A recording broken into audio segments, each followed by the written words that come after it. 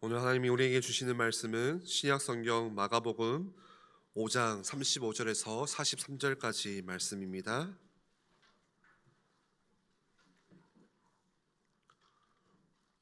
제가 봉독합니다. 아직 예수께서 말씀하실 때에 회당장의 집에서 사람들이 와서 회당장에게 이르되 당신의 딸이 죽었나이다. 어찌하여 선생을 더 괴롭게 하나이까? 예수께서 그 하는 말을 곁에서 들으시고 회당장에게 이르시되 두려워하지 말고 믿기만 하라 하시고 베드로와 야고보와 야고보의 형제 요한 외에 아무도 따라옴을 허락하지 아니하시고 회당장의 집에 함께 가사 떠드는 것과 사람들이 울며 심히 통곡함을 보시고 들어가서 그들에게 이르시되 너희가 어찌하여 떠들며 우느냐? 이 아이가 죽은 것이 아니라 잔다 하시니 그들이 비웃더라. 예수께서 그들을 다 내보내신 후에 아이의 부모와 또 자기와 함께한 자들을 데리시고 아이 있는 곳에 들어가사 그 아이의 손을 잡고 이르시되 달리다굼 하시니 번역하면 곧 내가 내게 말하노니 소녀야 일어나라 하심이라. 소녀가 곧 일어나서 걸으니 나이가 12살이라. 사람들이 곧 크게 놀라거늘 예수께서 이 일을 아무도 알지 못하게 하라고 그들을 많이 경계하시고 이에 소녀에게 먹을 것을 주라 하시니라. 아멘. 담임 목사님 나오셔서 죽은 것이 아니라 잔다라는 제목으로 말씀 주실 때에 큰 은혜 받으시기를 바랍니다. 오늘도 하나님께서 저와 여러분을 예배 자리 부르셔서 또 가장 필요한 하나님의 은혜와 응답들을 우리에게 채우실 줄 믿습니다. 우리에게 여러 가지 개인의 어떤 상황 따라 붙잡고 있는 문제들이 있겠지만 어떤 상황이든 어떤 자리든 상관없이 같이 함께 믿음의 고백들로 함께 인사하셨으면 좋겠습니다. 양옆에 얼굴 보시면서 같이 함께 인사하십시다. 주님만을 바라봅시다. 한 번 더 고백합니다. 주님만을 의지합시다. 이게 저와 여러분이 오늘 같이 함께 나누는 믿음의 고백 되기를 소망합니다. 하나 좀 부탁을 먼저 드립니다. 오늘 장로님이 기도하신 것처럼 국가를 위한 여러분들이 좀 중요한 기도를 꼭 부탁을 드립니다. 가장 어려울 때 하나님이 하나님의 백성들에게 말씀하신 게 있어요. 내 백성이 겸비하여 겸손히 엎드려서 하나님의 이름을 찾고 하나님께 엎드려 기도하면 내가 그 땅을 고쳐줄 거야 라고 말씀하시죠. 기도의 배경이 있는 나라, 또 전도와 선교에 헌신된 사람들이 있는 나라를 하나님은 반드시 지키시고 책임지실 것입니다. 그게 하나님의 영적인 원리예요. 제가 제 과거를 이렇게 돌아보면 제 수준하고 상관없이요, 제가 신앙생활, 믿음의 생활을 제대로 해서 잘 믿음 생활 잘해서 인도받았던 그때보다 저하고 아무 상관없이 어떻게 보면은 제 어떤 삶의 모습으로 따지면 이미 넘어지고 깨어져야 될 상황인데 어쩌다가 선택을 하고 결정을 했는데 어느 시간 지나고 나서 뒤를 돌아보면 얼마나 정확하게 하나님이 저를 딱딱 맞춰서 인도하셨는지 그게 확인되어질 때마다 제가 감사하게 되는 거는요, 야, 내가 이렇게 기도를 열심히 했네 이게 아니고 나와 상관없이 내 주변에 있는 나를 위해서 기도해 주신 기도의 배경들, 이게 느껴질 때가 정말 많아요. 기도의 배경을 가지고 있는 자를 하나님이 절대로 놓지 않으시는구나. 교회 결정에서도 마찬가지예요. 교회가 굉장히 중요한 일들을 만나고 또 뭔가를 선택해야 되고 결정해야 될 때가 있죠. 그때마다 우리는 미래를 예측할 수 있는 사람들이 아니다 보니까 어떻게 보면 궁지에 몰려서 선택할 때도 있고 최선의 것이라고 선택할 때도 있는데 뒤돌아보면 야, 하나님 어떻게 이렇게 적절한 시기에 이때 결정을 안 했으면 큰일 날 뻔했네. 이때 결정했으면 우리는 최선이라고 생각했던 그 시간에 결정했으면 큰일이 날 뻔했네. 이런 것들을 참 많이 경험하게 되죠. 그 배후에 보면 저는 교회를 위해서 기도해 주시는 성도님들의 기도가 있기에 하나님은 하나님의 교회를 책임지신다고 저는 확신해요. 목사나 우리 당회 장로님들이 굉장히 훌륭한 것도 필요하겠지만 교회의 주인은 하나님이세요. 그래서 우리가 엎드려 기도할 때 그 기도의 힘으로 하나님은 교회를 책임지시고 인도하세요. 이 나라 이민족이 지금 굉장히 어수선하고 어려운 시기를 지나가고 있습니다. 정말 기도하는 하나님의 사람들이 있다면 하나님이 절대 버리지 아니하시고 복음운동에 또 세계복음화에 정확하게 쓰임받을 수 있는 한국교회 또 대한민국을 하나님이 삼으실 것입니다. 제가 지난 우리 종교개혁주일 날 우리 예배가 다 마치고 당회가 있을 때 장로님들에게도 잠깐 언급을 했는데요. 그때 참 마음이 많이 아팠어요. 우리는 우리 교회 현안의 문제들을 가지고 이렇게 저렇게 고민하면서 결정을 하고 막 가고 있는 그때 한국교회 100만 명이 넘는 성도들이 한국에서 지금 법적으로 차별금지법을 통과시키려고 하는 그 문제를 두고 반대하는 마음으로 이 나라가 더 어려워지면 안 돼. 우리의 자녀들 손에 굉장히 나라의 어떤 잘못된 선택들이 전달되기를 하나님 앞에 구하며 은혜를 구하는, 긍휼을 구하는, 기도하는, 그래서 교단 교회 다 상관없이 다 떠나서 100만 명이 넘는 성도들이 모여서 기도했던 때가 10월 27일이에요. 그날이에요. 근데 우리 교회는 그런 어떤 기도 제목들을 나누기가 너무 벅찰 만큼 현안의 문제들에 이렇게 많은 것들을 진행하고 있어서 제 이제 목회자로서는 되게 많이 마음이 아팠거든요.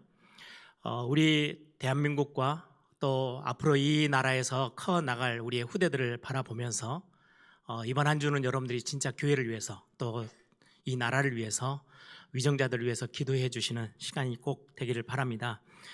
반드시 하나님이 이 땅을 고쳐줄 거야 라고 말씀하셨거든요. 그래서 여러분들이 우리가 사는 것뿐만 아니라 사회의 모든 전반에 정치, 경제, 문화 모든 부분에 하나님의 긍휼한 은혜가 넘치도록 하나님이 직접 세우신 게 있어요. 가정과 교회와 국가예요. 그건 하나님이 주인이세요. 그래서 우리가 국가에 위기가 오면 왜 많은 믿음의 사람들이 엎드려 하나님 앞에 기도하냐니까요. 그게 최고의 방법이기 때문에 그래요. 전쟁이 났을 때 부산 이제 완전 끝까지 몰려있는 그 한복판에서 그 꼭 가장 구석진 곳에서 믿음의 사람들이 교단과 모든 것들을 다 뒤로 하고 장로들과 목사들이 하나님 앞에 나라를 위해서 기도했을 때 하나님은 도움의 손을 열으셨어요. 그게 우리 대한민국의 굉장히 중요한 기도의 어떤 축복된 응답들이 우리 앞에 있음을 봅니다. 그래서 여러분들이 지금의 시기가 어느 누구든지 아실 거예요. 어렵고 힘든 시기인데 여러분들 국가를 위해서 꼭 기도하는 이번 한 주가 되시기를 소망합니다. 마가복음 말씀을 같이 나누는 중에 지난번에도 말씀을 나눴어요. 오늘 같이 함께 읽어 나가는 본문이 샌드위치 본문이라고 좀 특이한 본문이에요. 하나의 사건이 진행되던 중에 가운데를 딱 벌려서 또 하나의 사건이 거기 안에 들어가요. 오늘 본문 앞쪽을 보시면 21절부터 보시면 회당장 야이로라는 사람이 예수님 앞에 나타납니다. 그리고는 딸이 지금 굉장히 긴급하게 생명의 위독을 느끼고 죽음 앞에 있음을 고백하면서 예수님이 좀 빨리 오셔서 내 딸에게 손을 얹어 기도해 주신다면 나을 수 있습니다. 이 회당장 야이로도 굉장한 예수님에 대한 많은 기적을 행하시고 구약 성경에 말씀하셨던 그 메시아의 그런 행함을 알고 그 믿음 가지고 그 소문을 듣고 예수님에게 찾아왔겠죠. 그리고는 딸의 죽음 앞에 있는 딸을 두고 예수님께 구합니다. 그래서 오늘 24절을 보세요. 앞에 부분. 이에 그와 함께 가실새 예수님과 이제 동행해서 집으로 가고 있어요. 딸을 향해서 가고 있는 중에 12년 동안이나 혈류증을 앓았던 여인이 갑자기 중간에 이제 끼어들어요. 그 예수님이 지금 회당장 야이로와 함께 딸을 향해서 가고 있는 지금 길에서 지금 혈류증을 앓는 여인이 나와서 예수님의 옷자락을 만지고 그리고는 나음을 읽죠. 그리고는 그 여인을 예수님이 찾아요. 그리고는 여인과 함께 대화를 하는 내용이 그 사이에 끼어 있어요. 오늘 본문 앞에 읽었던 본문 35절을 보시면 아직 예수께서 말씀하실 때에 지금 이 여인과 대화를 하고 있는 중에 회당장 야이로의 집에서 사람들이 쫓아옵니다. 딸이 죽었습니다. 그래서 더 이상 예수님을 괴롭히지 않으셔도 됩니다. 이 사건이 오늘 본문의 시작이에요. 그래서 회당장 야이로의 딸을 위해서 움직이셨던 그 걸음과 사이에 혈류증 앓는 여인 그리고는 다시금 회당장 야이로의 딸에 관련 내용이 같이 함께 이렇게 진행이 되어져요. 그래서 샌드위치처럼 보인다. 그래서 샌드위치 본문이라고도 합니다. 오늘 이 본문에 보면 12년 동안이나 혈류증을 앓았던 여인은 치유를 받았지만 회당장 야이로의 딸은 죽음을 당해요. 굉장히 이렇게 상반된 내용들이 오늘 본문에 같이 함께 등장하지요. 예수님의 걸음은 헛된 걸음이 아닐 거예요. 왜냐하면 예수님이 그냥 한 인물로 나왔다가 굉장히 중요한 몇 마디를 하고 이 땅을 떠나신 분이 아니고요.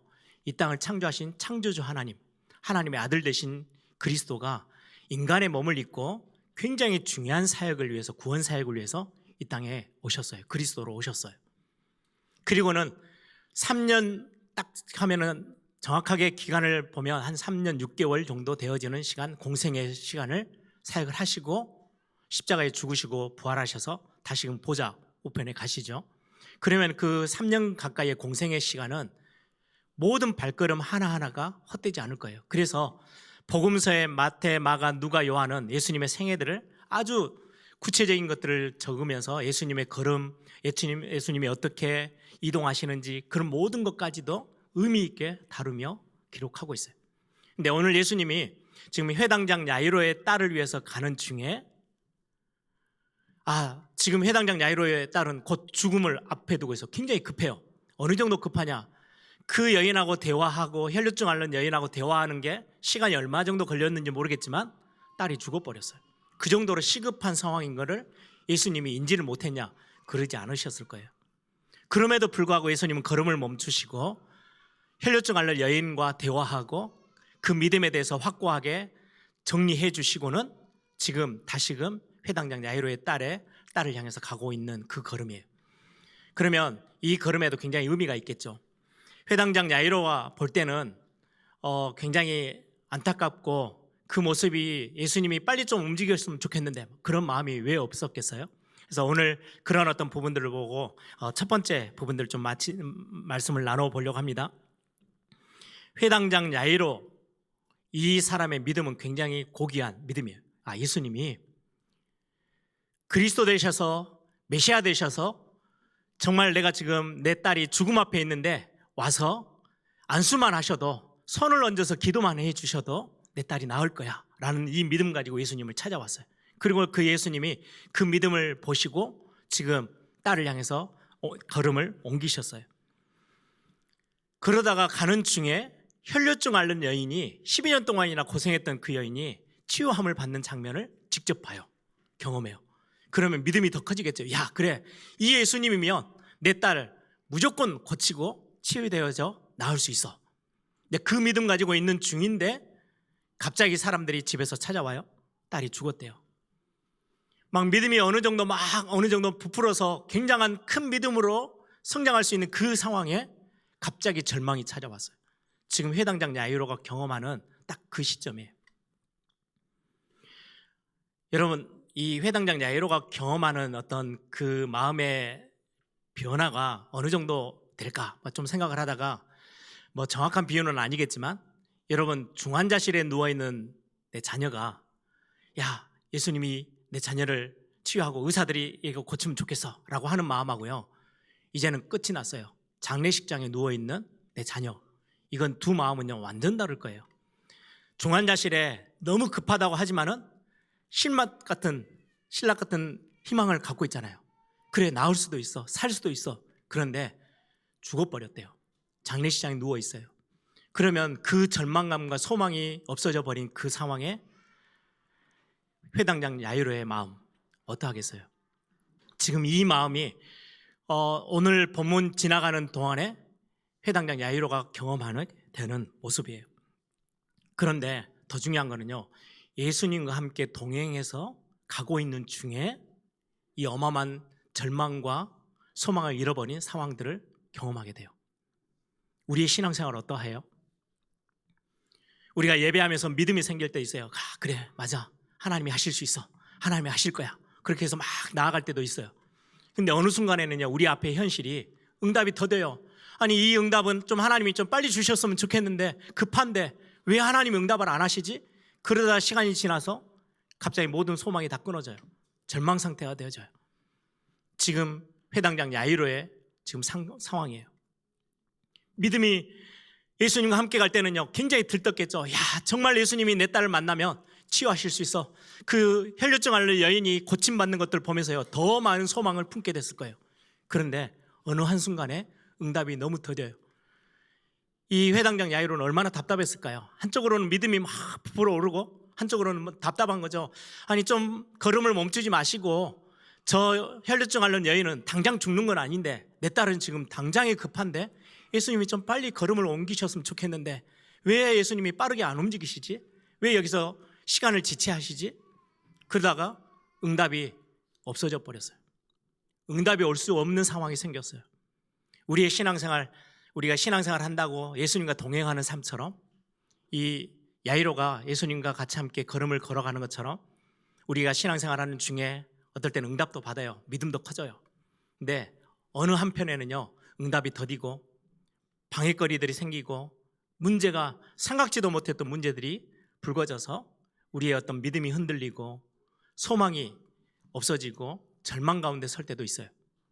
이때 저와 여러분에게 하나님이 하시는 메시지가 오늘 본문에 기록되어 있어요. 36절 보세요.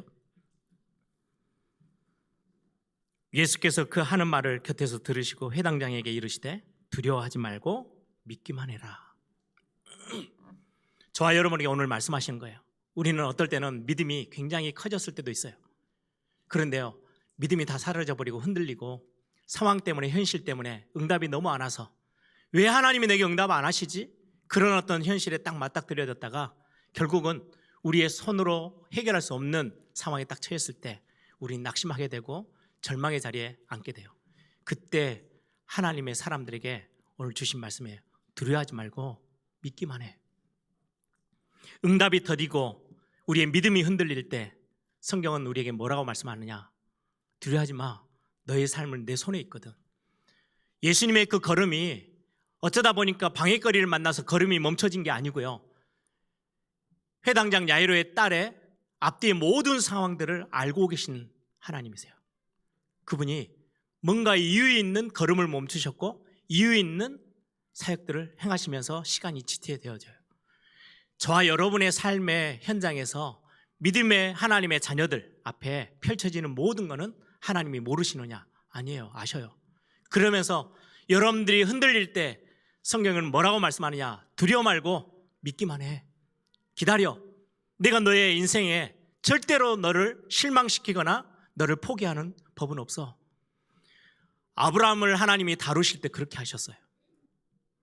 전혀 응답이 안 오고 이제는 희망이 끊어지고 절망된 상태. 75세는 그나마 그래도 좀 뭔가라도 구멍이 바늘구멍 같은 희망이라도 있었는데 100세가 돼버렸어요. 그 뒤에서야 하나님은 아들을 주세요. 다윗이 10년을 광야길에서요 아무 희망이 없이 떠돌았던 그 시절 하나님은 포기하고 계신 게 아니었어요. 다윗을 다윗되게 만들었던 최고의 시간이었어요. 정말 어떻게 보면 한 인간을 믿음의 조상으로 세워나가는 굉장히 중요한 시간이 아브라함에게 하나님이 허락됐던 시간이에요. 저와 여러분을 한 시대 우리는 고백하잖아요. 하나님, 우리는 세계복음화 나를 하나님 써주세요. 교회를 세우는 일에 하나님 멋진 중직자로 정말 하나님이 원하시는 가장 멋진 쓰임받는 일꾼으로 하나님 나를 써주세요. 우리 기도해요. 그 기도에 응답하시는 지금의 시간표들이에요. 어느 날 가끔 저는 그런 고백을 실제로 해요. 제가 대학 2학년 때 하나님 저를 세계복음화에 좀 써주시면 안 되겠습니까? 이왕 쓰실 거면 하나님 앞에서 저 깃발 들고 뛰고 싶어요. 하나님 저에게 은혜를 주세요. 제 능력은 아무 할 수 없기에 하나님의 은혜로만 가능해요 라고 기도하고 시간을 지내오는데요, 어느 날 선교를 가야 되는데 돈이 없어요. 그것도 단돈 60만 원. 막 손이 떨리고 식은땀 나는데요, 그 한 2, 3일을 지나다가 마지막 딱 그 내일 아침이면 모든 게 다 결정나요. 이제 갈 수 있다 갈 수 없다가 그날 밤에, 그 전날 밤에 그렇게 막 떨리던 제가요, 한순간에 제 머리에 탁 스쳐 지나갔던 생각이 있었어요. 세계복음화는 하나님이 하시지. 그러면 지금 이 상황에 왜 하나님이, 아니 사람들 조금만 움직이시면 그것 돈 채우시는 걸 못 하실 분이 아니신데 왜 나에게는 돈을 전혀 안 주시지? 왜 이렇게 응답이 하나도 내게는 없지? 내 옆에 있는 사람들 다 받아갔는데? 그때 저에게 딱 스쳐 지나갔던 하나님이 주신, 저에게 주신 마음이에요. 아, 내가 이 60만 원 가지고 흔들릴 정도의 경제 그릇이라면 어떻게 세계복음화지? 이 부분에 있어서 전혀 있든 없든 상관없이 내 믿음의 그릇을 키우는 게 하나님이 원하시는 지금의 시간표 아닐까? 그래, 이번에 못 가도 괜찮아. 지금 하나님이 이 시간표에 나에게 막 벌벌벌 떨리게 만들었던 이 시간표에 하나님 내게 원하는 거는 돈을 주고 안 주고의 문제가 아니고 내가 세계복음 할 수 있는 믿음의 경제의 그릇을 키워내는 것, 이게 하나님이 목표라면 아멘하고 내가 받아야지. 그 생각이 탁 제게 들어왔는데요, 얼마나 마음이 편해졌는지요. 그리고 나서 새벽 지나서 아침에요, 거의 그 액수에 훨씬 넘는 재정이요 하나님이 채워주셨어요. 그걸 보면서 와, 하나님이 이렇게도 역사하시네. 그런데 그렇게 돼서 완벽해지면 좋겠는데 그 다음 선교 갈 때는요 돈이 좀 커졌어요. 120만 원. 또 떨리더라고요. 그때도 근데 같은 생각을 끄집어냈어요. 아니야, 이번에 못 가도 괜찮아. 그런데 내가 하나님 앞에서 내 믿음의 그릇을 키우는 시간이야. 이 고백을 딱 하고 나서는요 하나님이 또 정확하게 채우셔요. 하나님이 저와 여러분을 응답이 안 되는 것처럼, 더딘 것처럼, 지체되는 것처럼 보이는 그 시간은 나를 키우는 시간이에요. 하나님 나를 지금 바꿔나가시고 성장시켜 나가는 거예요. 다윗을 그렇게 했던 것처럼, 아브라함을 하나님이 그렇게 하셨던 것처럼, 하나님의 백성들과 하나님의 교회를 그렇게 하시는 것처럼 여러분들을 오늘 두려워하지 말고 믿기만 해. 하나님이 우리에게 주시는 가장 첫 번째로 던지시는 메시지예요. 두 번째, 오늘 본문을 통해서 여러분들이 꼭 놓치지 마셔야 될 거, 죽음이라는 것들이 오늘 상황 가운데 펼쳐지는데요, 죽음은 이 땅을 살고 있는 저와 여러분 모든 인생이 단 한 명도 빠짐없이 절대 넘어설 수 없는 최고의 벽이에요. 죽음의 문제는 해결할 수 없어요. 아무리 대단한 능력자라도 이 죽음의 문제를 넘어설 수 있는 사람은 없어요. 오늘 본문에 회당장 야이로 이렇게 돼 있죠. 회당장은 그때는 성전은 예루살렘에만 있고요, 모든 곳에 흩어져 있는 곳에는 회당이 지어져 있었어요. 그래서 거기서 하나님의 사람들이 예배하고 거기에서 나름대로 신앙생활에 많은 것들을 만들어내고 말씀을 듣고 말씀을 기억하고 거기서 신앙생활을 해나가는 공간이 회당이에요. 그 회당을 책임지고 있는 영적인 지도자, 그게 회당장이에요. 굉장히 영향력 있는 인물이고 존경받고 또 많은 부분의 위치 자체가 굉장히 중요한 위치에 서 있는 사람이에요. 그럼에도 불구하고 딸의 죽음 앞에서는요 아무것도 할 수 없었어요. 보세요, 22절 뒷부분에 보시면 회당장 야이로가 예수님 앞에 찾아와서 발 아래에 엎드려. 아니, 한 지역의 회당을 책임지고 있는, 신앙을 전체를 책임지고 있는 회당장인데 딸의 죽음 앞에서는요 고개를 들고 위치를 내가 누군데 이렇게 할 수 있는 여력이 전혀 없어요. 그냥 발 앞에 엎드려서 예수님께 비는 거예요. 내 딸을 좀 구해주세요. 23절 앞에 간곡히 구하여 이르되. 죽음 앞에는 위치도 직분도 직책도 돈도 명예도 아무 상관이 없어요. 넘어설 수 없는 벽이에요. 이 땅에 있는 모든 사람들은 죽음이라는 걸 경험할 수밖에 없어요. 이때 어떻게 보면 예수님께 엎드려 기도하며 간곡히 구하는 모습이 겸손한 모습, 굉장히 진실된 모습인 것처럼 보이지만 다른 면에 보면요 무력한 모습이에요. 회당장이지만 죽음 앞에서는 아무것도 할 수 없는 무기력하고 무력한 모습이구나. 이게 저와 여러분의 모습이에요. 38절 보세요. 회당장의 집에 가서 함께 가사 떠드는 것, 이제 장례를 준비해요. 이미 이제 딸이 죽어버렸어요. 장례를 준비하고 있는 그 모습에 사람들이 할 수 있는 거는 딱 이것밖에 없어요. 죽음 앞에서는 사람들이 울며 심히 통곡함을 보시고. 죽음 앞에서는 다른 뭔가를 해낼 수 없어요. 죽음이 오는데 돈을 많이 갖다 주면 살 수 있느냐? 없어요. 그게 우리 이 땅을 살아가고 있는 시한부 인생을 살고 있는 우리의 모습이에요. 울고 심히 통곡하는 것 말고는, 그것 말고는 다른 것을 선택할 수 있는 게 없어요. 그래서 죽음은 우리 모든 사람들이 두려워하는 부분인 거죠. 이때 마가복음에서 던지는 메시지가 있어요. 여러분들 오늘 이걸 딱 붙잡으세요. 죽음도 넘어서는, 한편에는 지금 죽음 앞에, 시한부 인생 앞에 아무것도 못하고 있는 피조물의 모습이 한편에 기록되어 있어요. 그런데 죽음을 너무 쉽게 생각하시는, 죽음은 아무것도 아니야 라고 하시는 창조주 하나님 되시는 예수님이 딱 버티고 계세요. 이 두 그림이 오늘 본문에 남아 있는 거예요. 어느 정도로 말씀하세요? 오늘 제목처럼 죽은 게 아니야, 자는 거야. 죽음을 잠자는 거와 비교해서 너무 쉽게 생각하고 계시는, 그건 아무것도 아니야. 죽음 이게 끝이 아니고 자고 다시 일어나면 되는 것처럼 여기시는 예수님의 모습과, 창조주 예수님의 모습과 죽음 앞에 아무것도 못하고 있는 무력한 한 피조물의 모습이 같이 함께 기록되어져 있어요. 마가복음은 그때 당시 핍박이 시작되어지고 박해가 시작되어진 초대교회 성도들 앞에 쓰여진, 지금 손에 놓여져 있는 성경이에요. 하나님의 말씀이에요. 뭘 느끼겠어요? 마가복음에 던지고 있는 메시지가 뭐예요? 순교를 당하면서 엄청난 핍박과 엄청난 어려움과 고통을 당하고 있는 초대교회 성도들이 이 마가복음을 읽으면서요, 바람과 바다를 잠잠케 하시는 예수님, 와, 만물과 자연이 그 예수 그리스도 앞에서 완전히 통치되어지시네. 모든 만물을 통치하시고 자연을 통치하시는 예수님이시구나. 이 메시지를 분명하게 던지고 있어요. 많은 환자들이 등장해요. 그걸 다 고치세요. 모든 질병을 치유하시는 예수 그리스도, 저와 여러분이 믿음의 주, 우리를 온전케 하시는 그분은 단순히 우상이 아니고요, 살아계신 창조주 하나님이신데 그분은 만물을 다스리시는 분이세요. 자연을 통치하세요. 질병을 치유하세요. 그리고 귀신 들린 자를 만나서요, 귀신을 내어 쫓아요. 악한 영을 다스리시는 예수 그리스도. 오늘은 이 본문은 죽음도 다스리셔요. 사망 권세를 이기시고 사망 권세를 움직이시는 예수 그리스도. 이 그리스도에 대해서 계속해서 선포하고 계세요. 죽음 앞에 있냐?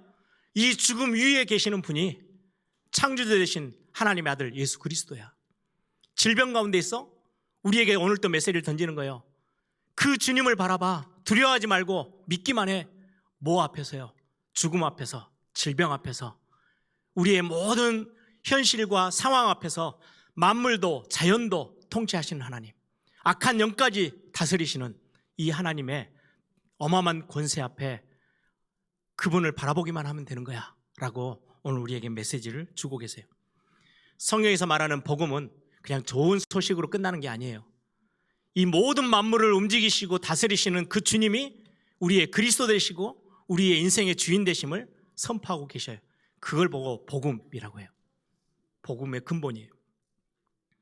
히브리서 11장 6절에는 이 어마어마한 모든 권세를 가지신 그 하나님을 찾는 자들에게 상 주시는 이심을 믿어야 할지니라 라고 말해요. 하나님이요, 그 전능자 하나님을, 능력의 하나님을, 통치자 되신 하나님을 바라보고 찾을 때 우리에게 상으로 채우신대요. 그걸 보고 믿음이라고 해요. 오늘 이 회당장 야이로에게 하시는 말씀이에요. 두려워 말고 믿기만 해. 너의 상황이 어떠해? 모든 사람들이 아니라고 말할 때 아니야, 창조주 하나님이 말씀하셔요. 모든 만물을 움직이시는 그분이 말씀하세요. 죽음을 넘어서시는, 죽음도 이겨내시는, 사망 권세를 손에 쥐고 계시는 그분이 우리에게 말씀해요. 두려워 마, 믿기만 하면 되는 거야 라고 오늘 또 우리에게 말씀해 주세요. 국가의 위기가 오고 우리 교회 앞에 예전에 팬데믹 때문에 몇 년을 우리가 정말 힘들었죠. 교회에는요, 항상 편한 날만 있는 건 아니에요. 이런저런 많은 운영에 관련된 거, 재정에 관련된 거, 교회 안에 이런저런 사건, 사고들 참 많이 있어요. 그때마다 하나님 말씀해요. 두려워 말고 믿기만 해. 저와 여러분의 인생 앞에 펼쳐지는 수많은 일들, 그 앞에 우리는 어떨 때는 막 믿음이 커져서 막 박수치고 하나님 앞에 감사할 때도 있지만 믿음이 흔들리고요, 절망 앞에 설 때도 있어요. 그때 주시는 메시지예요. 두려워 말고 믿기만 하면 돼. 누구를 말입니까? 우리 앞에 서 계시는 예수 그리스도를, 모든 만물의 통치자 되시는 그분을, 만왕의 왕 되시고 만주의 주가 되시는 그분을, 여러분들의 가정의 주인 되시고 저와 여러분의 생명의 주관자 되시고 교회의 머리가 되신 그분을 믿기만 하면 된대요. 오늘 이 믿음 딱 여러분들이 회복하시길 바랍니다. 오늘 마지막으로 이 본문의 진짜 핵심의 내용은 조금 다른 부분에 있어요. 예수님이 죽은 사람도 살려냈대. 와, 이렇게 기적의 하나님이시네. 그걸 넘어서는 또 다른 굉장히 중요하게 던지시는 메시지가 있어요. 오늘 본문의 제목이죠. 죽은 것이 아니라 잔다라고 말씀해요. 많은 사람들이 비웃었어요. 아니, 죽음은 죽은 거지 뭘 그걸 보고 잔다고 말씀하셔? 근데 예수님의 입장에서는요, 죽음이 별로 중요하지 않으세요. 자는 거와 똑같대요. 우리에게는 죽음은요, 끝이에요. 우리 인생 살아가는, 우리 100세 인생이라 그러죠. 100년 살고요, 절대 이 죽음을 넘어서는 사람 없어요. 죽음이 우리에게는 끝이에요. 우리는 끝이라고 생각하는데 예수님은 아니래요. 죽은 그 모습을 보고요, 잔다라고 말씀하고 있어요.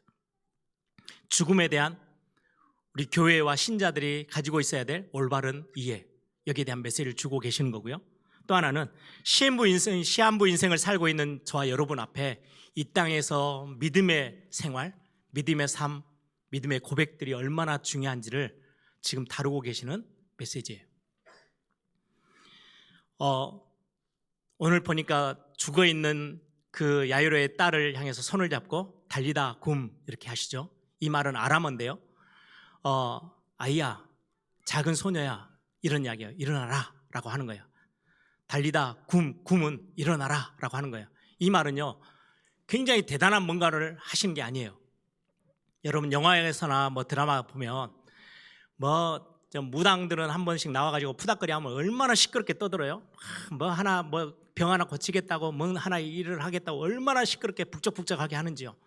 또 영화에서 보면은 종교 이렇게 지도자들이 와가지고 무슨 귀신을 쫓아낸다 뭐 한다, 그는 얼마나 일들이 많은지 몰라요. 뭐 갖고 와라, 물을 뿌려라, 뭘 해라, 십자가를 들고 와라, 다 해요. 예수님이 오늘 죽음 앞에 서 있는 이 아이들에게 하시는 거는요, 딱 어떤 느낌이냐니까요. 여러분들 아이들이 아침에 학교 갈 때 안 일어나고 있죠. 그럼 방문 열고 얘야 일어나야지, 딱 그 말하고 똑같은 거예요. 대수롭지 않아요. 죽어 있는데 예수님이 그 아이에게 달리다 굼, 이거는 엄청나게 뭔가의 능력의 메시지를 눈에 힘을 주고 뱉는 말이 아니고요. 아이에게 달리다 굼, 얘야 일어날 시간이야, 일어나. 나사로가 죽어서 3일 동안 무덤에 묻혀 있었는데요, 무덤 앞에 가서 예수님이 하신 말씀은 대단한 뭔가 메시지가 아니었어요. 나사로야 나와. 그 말로 그냥 끝났어요. 죽음이. 예수님 앞에서의 죽음은 우리에게 끝이 되어지는 죽음하고는 달라요. 그냥 자는 거와 똑같아요. 그러면 이게 무슨 의미입니까? 우리는 죽으면 이 땅에서 살다가 마지막 시한부, 죽음을 우리는 항상 염두에 두고 살죠. 죽어요. 그러나면 우리에게는 그래도 최고의 소망이 하나 있어요. 우리는 하나님의 자녀니까 죽고 난 그 뒤에는 하나님의 나라, 천국이 우리를 기다리고 있지. 그 소망 하나로 이렇게 죽음을 넘어선다라고 생각하는데 예수님은 그것보다 훨씬 더 큰 그림이세요. 십자가에서 죽으시고 부활하신 그 주님, 그 죽음을 넘으셨어요. 그리고는 부활하셔 지금도 살아계신 그분이 승천하셔서 하나님 보좌 우편에 계시면서 어느 시점에 심판주로 다시 오실 거예요. 그리고는 모든 죽음 앞에 섰던 저와 여러분을 다 불러내서 모든 것들을 판결하세요. 심판주로서. 그러면 어떤 판결을 하느냐? 우리는 지옥이냐 천국이냐? 아니, 우리는 그리스도를 고백했기 때문에 그 문제를 넘어서서 이제는 우리에게 주어지는 상급과 하나님의 영원한 나라에서 사는 우리의 삶의 모습들을, 우리에게 주시는 응답들을 우리는 평가를 받는 시간이 될 거예요. 성경에 보면 누가복음 19장에 보면요, 문화라는 단어가 나와요. 이제 돈의 이름이에요. 한 사람이, 굉장히 귀인이 한 나라에서 왕으로 기름부어 세운다라고 해서 왕위를 얻기 위해서 다른 나라로 이제 여행을 떠나면서 자기하고 함께 있었던 종들에게 열문화, 그때는 은화예요. 은으로 만들어 있는 돈을 챙겨줍니다. 한 문화씩 10명에게. 이 문화는 한 문화가 크기가 어느 정도니까 엄청난 돈이 아니에요. 몇 억씩 되는 게 아니고요. 성인이 3달 동안 일해서 버는 월급 정도 돼요. 그 돈을 맡겨요. 한 문화씩 10명에게. 그리고는 내가 올 때까지 이걸 가지고 장사해라 라고 맡겨놓고 갔어요. 그리고는 왕위를 받아서 왕이 돼서 이제 딱 나타났어요. 그리고는 전부 다 평가를 하는 거예요. 그랬더니 어떤 종이 와서 주인이 나에게 한 문화를 맡겼는데 내가 10문화를 남겼습니다. 착하고 충성된 종아, 그러면 너가 이 10문화 10고을을 다스리는 내가 너에게 권세를 줄게. 왕이 돼서 왔으니까요. 그리고 한 또 종은 내가 한 문화를 받았는데 5 문화를 남겨놨습니다. 착하고 충성된 종아, 똑같은 축복을 하고 너에게 5 고을을 맡길게. 한 문화를 받았는데요, 똘똘 수건에서 싸가지고 보관하고 있던 한 종은 제가 주인이 이거를 혹시라도 잃어버리면 안 될까 싶어서 그대로 내가 갖다 줍니다. 한 문화를 딱 폈더니요, 악한 종아라고 하고 그걸 빼앗아서 10문화 가지고 있는 사람에게 줘요. 이건 굉장히 중요한 삶의, 우리 믿음의 삶의 원리예요. 이 땅에 우리는 100세 인생을 살아요. 우리가 어떻게 보면 교회를 섬기고 교회 앞에서 뭔가 헌신하고 세계복음을 위해서 뛰고 전도 선교를 위해서 뛰고, 어떻게 보면 우리 100세 인생 중에 한 40년, 50년, 길면 그 정도쯤일 거예요. 그런데 그 삶이 영원한 하나님의 나라에서의 상급이 되어지고 응답이 돼요. 언제 그거를 평가하세요? 심판주로 오셔서. 너의 이 땅에서 죽음이라는 걸 앞에 두고 살아왔던 이 땅에서의 삶이, 하나님은 죽음의 끝이 아니고 자는 거예요. 다시금 일으켜서 계산하시는 거예요. 너 어떻게 살았어? 저와 여러분이 이 땅에서 믿음의 삶을, 믿음의 고백을 아주 작은 걸 드렸어요. 괜찮아요. 어떤 사람은 10문화를, 어떤 사람은 5문화를, 어떤 사람은 하나를, 어떨 때는요 열심히 하다 보니까 놓칠 수도 있겠죠. 그거는 아무 상관이 없어요. 하나님 앞에서 어떤 믿음의 삶을 살았느냐가 영원한 작품이 되어져서 영원한 나라에서 그걸 가지고 누리는 거예요. 너 정말로 하나님 나라를 위해서 이렇게 열심히 했네? 너는 그러면 10도시를 다스리는 권세를 너에게 줄게. 언제요? 우리가 하나님의 나라에 가서. 우리 하나님 나라 가면은 매일같이 아침에 일어나서 먹고 자고 놀다가 끝나는 게 아니고 어떤 일이 벌어질지는 몰라요. 그런데 성경에 10도시, 5도시, 3도시, 2도시 다스릴 수 있는 엄청난 상급으로 채우신대요. 어디에 기준을 두고요? 오늘 이 땅에서 우리가 살고 있는 이 땅에서 어떤 믿음의 고백, 어떤 믿음의 삶을 살았는지에 따라서. 이게 10문화의 비유예요.